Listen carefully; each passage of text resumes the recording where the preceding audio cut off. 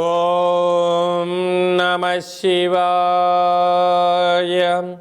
ఓం నమో నారాయణాయ.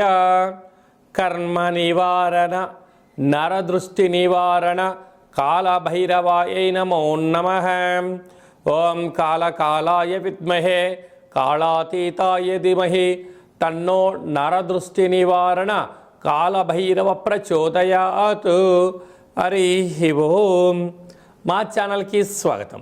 చూస్తున్న వీక్షకులకు ప్రేక్షకులకు ప్రియ కాళభైరవ భగవద్బంధులకి స్వాగతం పలుకుతూ మమ్మల్ని ఎంతగానో ఆదరిస్తూ ఉండబడినటువంటి ప్రియ సోదర సోదరీమణులకు, జ్యోతిష్ అభిమానులకు, సనాతన ధర్మ సంరక్షకులకు అందరికీ నూతన ఆంగ్ల సంవత్సర శుభాకాంక్షలు.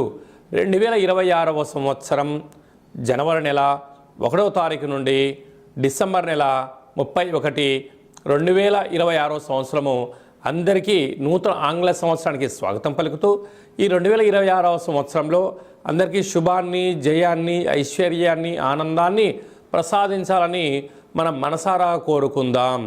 ఇక్కడ విశేషం ఏమిటయ్యా అనగా మనకు క్యాలెండర్ పంచాంగం చెప్పుకుంటున్నాం. మనకి ఇక్కడ గురువారం రోజు ప్రారంభమవడం, అందులో 1వ తారీఖున రోహిణీ నక్షత్రం అయింది.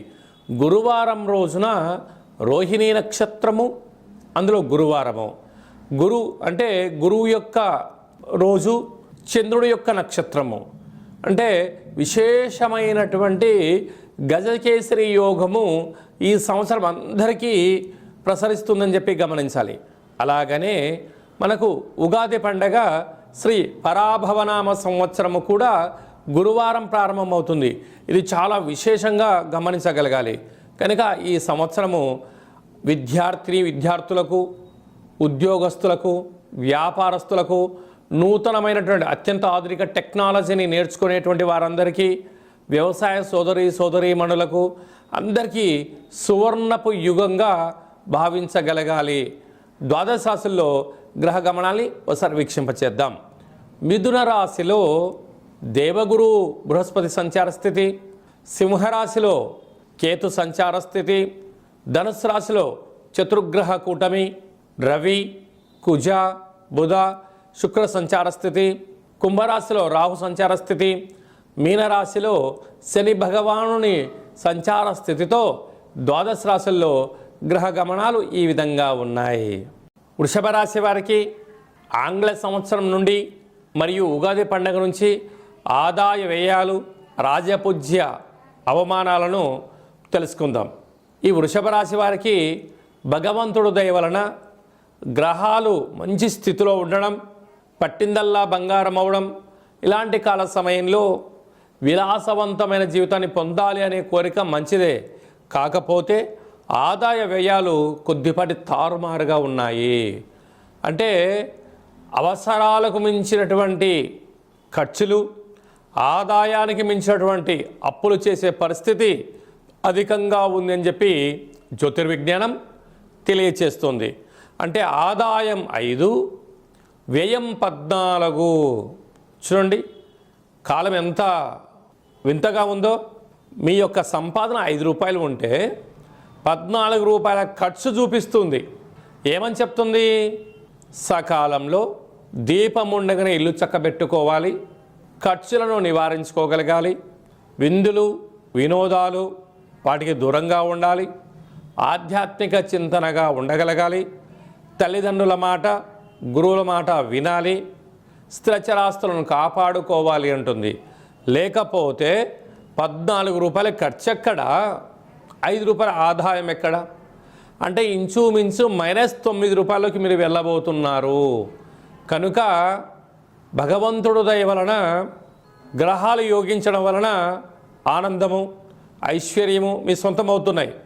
కానీ మితిమీరిన ఖర్చుల చేత, అపోహలకు వెళ్ళిన, ఆడంబరాలకు వెళ్ళిన ఈ సంవత్సరము అనర్థానికి దారితీసే పరిస్థితి చాలా అధికంగా ఉందని చెప్పి జ్యోతిర్విజ్ఞానం తెలియచేస్తుంది.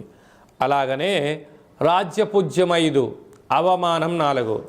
బంధువులు, మిత్రులు, స్నేహితులు, సన్నిహితులు అందరూ మీ చుట్టూ చేరి చెరువులోకి నీళ్లు రాగానే కప్పలు వచ్చి ఎలా మిమ్మల్ని భజన చేస్తాయో అలాగా బంధువులు, మిత్రులు, సన్నిహితులు మీ చుట్టూ భజన చేస్తారు. మీ దగ్గర ధనం అయిపోతుంది అని మీకన్నా ముందే వాళ్ళు తెలుసుకొని చెరువులో నీళ్ళు ఎండిపోగానే ఆ జలరాశులు అంటే కప్పలు, చేపలు ఎలా వెళ్ళిపోతాయో వాళ్ళందరూ వెళ్ళిపోతున్నారు. కనుక పొగడ్తలకు ఇది సరైన సమయం కాదు. ధర్మబద్ధంగా ఉండండి, న్యాయబద్ధంగా ఉండండి, ఉండబడిన సమయాన్ని సద్వినియోగపరచుకోండి. స్థిరచరాస్తులను కాపాడుకునే ప్రయత్నం చేయండి. లేకపోతే మీరు ఇబ్బంది పడడమే కాకుండా సకుటుంబంలో ఉండబడిన వారందరినీ అప్పుల పాలు చేయడం, స్థిరచరాస్తులు పోగొట్టుకునే పరిస్థితి అధికంగా ఉంటుంది.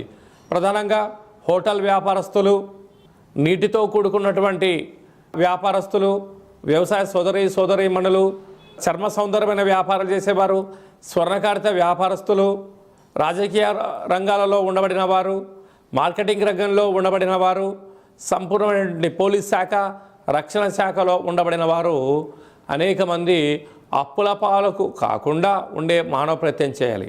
ఇలాంటి కాల సమయంలో మీరు తప్పక ప్రతి శుక్రవారం పూట కలౌ వెంకటనాయక అలా వెంకటేశ్వర స్వామివారికి తులసిమాలను సమర్పించడం, తెల్లటి పుష్పాలతో అర్చన చేయడం వలన మనశ్శాంతి కలిగి ధనం దుర్వినియోగం కాకుండా సద్వినియోగం అయ్యే పరిస్థితి ఉంటుందని చెప్పి గమనించాలి.